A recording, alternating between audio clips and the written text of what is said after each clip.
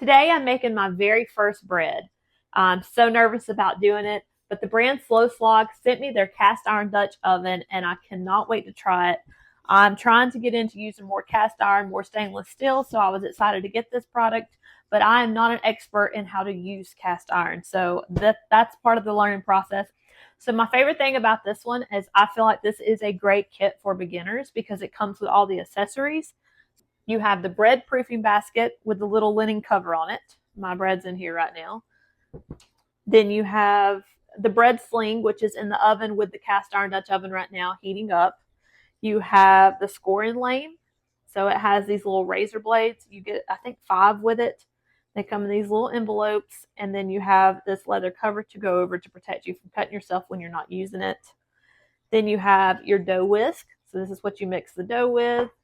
You have your metal scraper, and it has little measurements on it if you need that. You have a plastic scraper. You have the cleaning brush. So I use this to brush out my bread proofing basket. It looks like it's made of bamboo, so you don't want to use water with that because you could eventually create mold. So I just brushed out any debris, which I really didn't see any, but I just used it anyway just to try to make sure it was clean before I floured it and put my bread in it. You have the flour duster. So you just mash it, scoop up your flour, and then you can dust this over the top. And then you also have your little bread stencils. I think there's like a rose, Thanksgiving themed, a Christmas themed, and what other in there.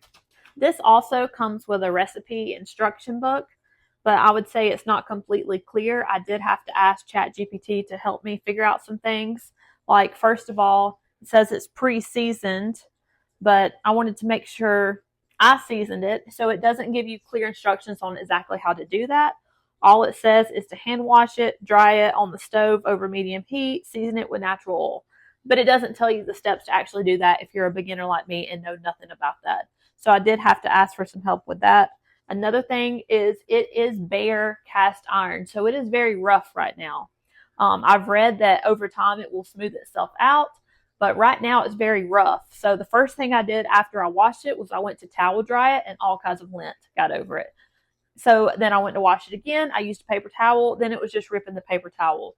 So you want to be very careful with that. Try to get like a lint-free cloth or something to dry it with. And then I put mine in the oven to make sure all the moisture was out before I seasoned it with, all I had was vegetable oil. I just rubbed vegetable oil all over it, tops, bottoms, sides, everything, with a thin layer, and then went back with a paper towel and tried to wipe it all up. You don't want no extra. Then I put it back in the oven and heated it again just to try to bake in that seasoning, however you word that. Again, I'm not a bread maker and I don't know the right lingo. So let me just go ahead and speed this up for you. I did something wrong.